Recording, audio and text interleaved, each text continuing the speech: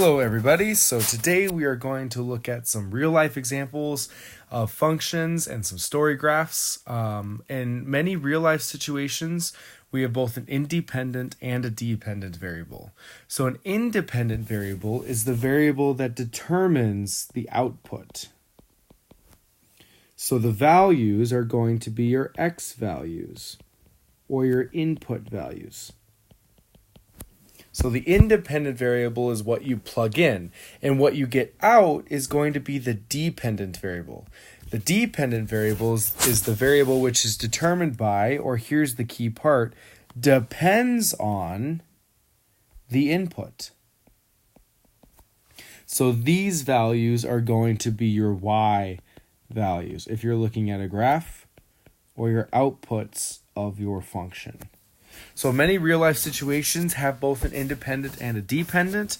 Let's look at a couple of them. The first one is the air pressure inside a tire, which increases with temperature. So when you're trying to identify what type of variables you got here, you want to figure out what depends on the other thing. So you have air pressure, which increases with temperature. So air pressure depends on what the temperature is. So your tire pressure, your air pressure, that's going to be your dependent. And the temperature, well, that's independent, because the tire pressure depends on what the temperature is. All right. And then the next one, we see this situation. Generally, the average price of going to the movies has steadily increased over time. So what depends on what? Well, the movie price depends on what time it is. Because you think, if you look back in like the 1950s, those movie tickets were really cheap, and now they're a lot more expensive. And so the movie ticket price is your dependent, because it depends on the time that you're looking at. So time is independent. Couple real life practice problems below. Try those out. So there you go. There's your practice problems. Go ahead, check your answers on those. Figure out, ask yourself, what depends on what? In your first example, the money that student council can spend, well, that depends on the number of tickets sold. And the second one, the water level of the river, well, that depends on the amount of rain that you've received. So, that's the first part of this notes. The next part is going to actually look at analyzing graphs. Now, when we're analyzing graphs, when you're looking at a graph, you want to read it from left to right, just like we read words. And then we're focused on figuring out, where does your graph increase, where does your graph decrease, and where does your graph stay constant. So for increase, where does it go up? Where does it increase or rise? For decrease, we're looking at, where does it go down or go steeply down? And then for a constant, we're looking at, where does it stay the same? So we're going to look for like those horizontal lines. So in this first example, and I'm going to put arrows on these, signifying that this continuous graph is going to go on and on and on and on and on forever. All right, so if I look for increasing first, if I look for where is this increasing, well, you'll notice it's increasing from here to here. That's where it's increasing. All right, so it's increasing from this interval right here. Well, that interval is between 4 to 8, or from 4 to 8. Where is it decreasing? Well, you'll notice it's decreasing from here to here. So that's decreasing from 2, from or between, doesn't matter, from 2 to 4. And then you want to see, where is it staying constant? Well, you'll notice it's staying constant from here all the way out there, and then also from 8 all the way to the right. So it's staying constant from negative infinity to 2. And then once again, it's staying constant from 8 to infinity, because that's where it's staying the same. All right, go ahead. Looking at that example, go ahead and try B. So there you will see your answers for about the intervals for where your graph is increasing, decreasing, or constant. Sometimes highlighting helps, which you'll notice I did in question B. You're looking at, and I guess I should have mentioned this from the beginning, where are these numbers coming from? You're looking at what x values they're falling in between. So like in A, your x values for increasing were between 4 and 8.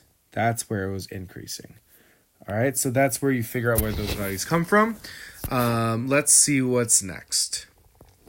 Another part of this is going to be story graphs. And so using that idea of increasing, decreasing, and what we can conclude based off of reading some examples, we can match graphs to their stories.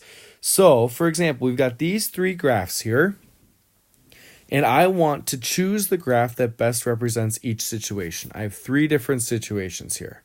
So the first one says a tomato plant grows taller at a steady pace. So that steady pace means that it's not going to really change at all. And so which of these graphs isn't changing ever? C isn't changing at all. So this is going to be graph C, because you'll notice as time goes forward, this height is steadily increasing above it. All right. So let's read what the second example, or the second story is. A tomato plant grows quickly at first, then remains at a constant height during a dry spell, and then grows at a steady pace. So which of your 2 graphs has a constant? Well, that's going to be graph B. You'll notice, if I was looking at this story again, a tomato plant grows quickly at first, so it shot up, and then it had a dry spell, so it didn't grow at all as time continued on, and then it began to grow again at a slower and steadier pace. So that goes with graph B, which means by order of elimination, we can conclude that graph or story C is going to be graph A. So let's read story C. A tomato plant grows at a steady or at a slow pace, then grows rapidly with more sun and water. So you'll notice your plant's growing, and then you'll notice this line gets much steeper here. Much steeper, which means that it's growing at a faster pace. Alrighty, so that's how you're going to match some graphs to some stories. You want to make sure you're reading carefully, understanding what you're looking for with increasing and decreasing. Go ahead and try this one out. Alrighty, so which situation is represented by the graph below? Well, ask yourself, what's going on with this graph? Well, you'll notice it's going up, so it's increasing. Then it goes constant. And then it increases at an even faster rate. So that line, that second increasing part that I'm bolding right now, that's steeper than how you started. So that means that it's going a little bit faster. All right, and then the last section of analyzing these is using some story problems. So Tom skateboards all around town. He was at home and decided he wanted to skateboard to the park and back. The following graph represents Tom's journey to the park and back home. So the first thing we want to understand is, what is this graph representing? So the x-axis is your time in minutes, and the y-axis is your distance in miles, your distance that Tom is from his house. So what's the domain and range for this situation? Well, if I look at my domain, which remember goes with my x's, I start at 0 and I go all the way until about maybe 67. So our domain is from 0 to 67. And then it asks us to find our range values. Well, range, remember, goes with the y. So we got to figure out what is the highest y value.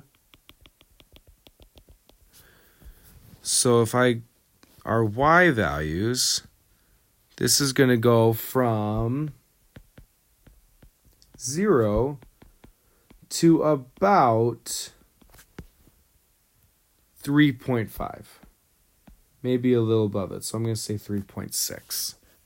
Okay, so that's my domain and my range value. The next question is asking, what does the point 10, 2 mean in the context of the problem? So you'll notice 10, 2, this point right here, what does this mean in the context of the problem? Well, what does the 10 represent? The 10 represents time. So this right here, this is time. And the 2 represents miles. Or distance, actually. It's going to represent distance. So what that means is that after 10 minutes, Tom has been skateboarding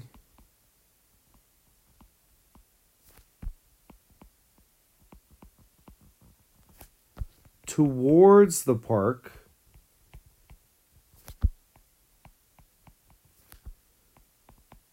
for 2 miles. All right, so after 10 minutes, Tom has been skateboarding towards the park because he's still going towards that park for about 2 miles. The next question is asking us approximately how long it takes for Tom to get back home round trip. So from where he started at home, and as he's going through, and then he goes to the park and then back home, how long does it take him to complete this entire trip? Well, you'll notice, where is our ending point? Our ending point is right there, which we're saying is about, so it takes him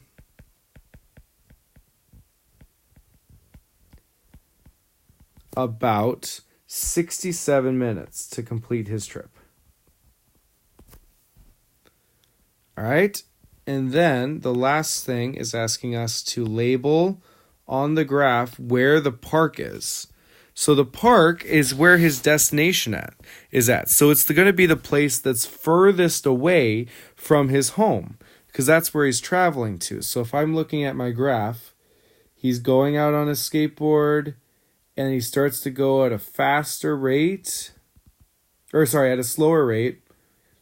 And then he's going to hit the park before he starts going back home.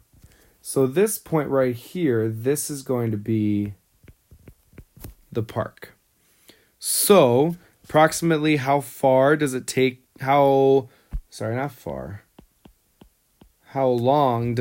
Tom to get there? Well, it takes Tom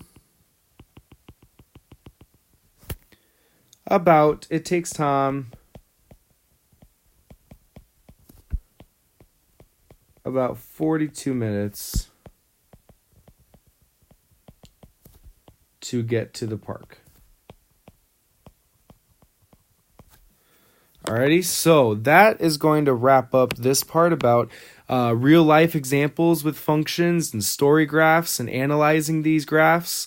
Make sure you get your notes taken down, ask some questions if you got them, and then make sure you practice. Have a good one.